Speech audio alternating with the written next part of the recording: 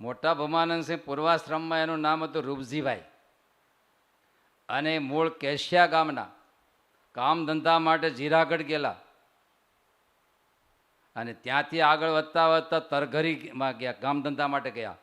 જૂના વખતમાં ટ્રાન્સફર થતા, તમે જેમ ટ્રાન્સફર થયા ગામડેથી આવ્યા સુરત, સુરતથી હવે કેનેડા, અને ત્યાં ગયા અને એક નોકરી મળી.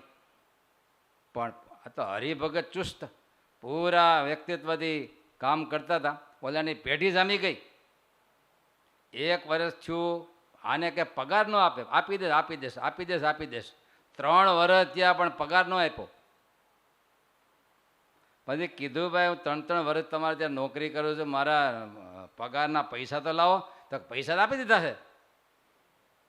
હોય ને હીરા નંગ, પૈસા તો આપી દીધા છે. એમ એટલે કે એક પૈસો મને આપ્યો નથી, નહીં પૈસા આપી દીધા. એટલે ગામમાં ધણી હોય છે, એટલે પંચને વાત કરી, ભાઈ આવી રીતે હું 3 વર્ષ ત્યાં નોકરી કરું, પૈસા આપ્યા નથી.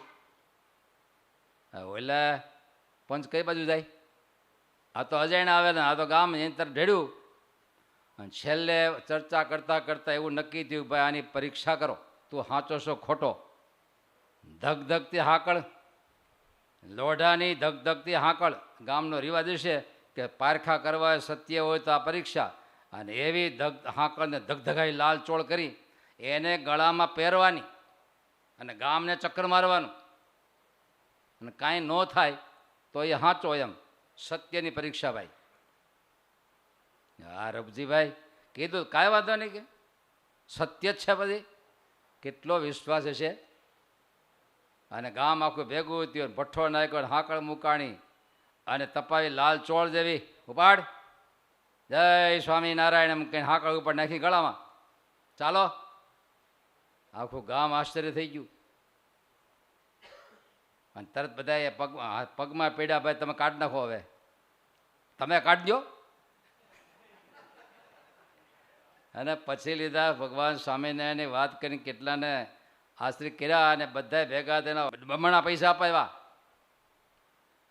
પણ ત્યારે લખ્યું છે સત્યમેવ, આપણા વૈદિક સૂત્રમાં લખ્યું છે સત્યેન ઉત્તપિતા ભૂમિ.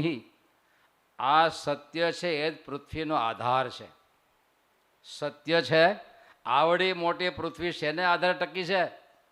ક્યાં ખૂણે ખચકે સત્ય છુપાયેલું છે, એ આ પૃથ્વીને ટકાવવાની ધરી છે. લખ્યું છે ત્યાં સુધી ઋતમ અસ્માકમ તેજો અસ્માકમ. આપણું હકીકતમાં આપણું તેજ કયું હોય, માણસનું તેજ કયું? સત્ય. જેમાં સત્ય નથી એનું તેજ ડાઉન થઈ જાય. જેનામાં ધર્મ છે, બ્રહ્મચર્ય છે, ચારિત્ર છે, સત્ય છે, એ ઓટોમેટિક એમાં એનું તેજ એમાં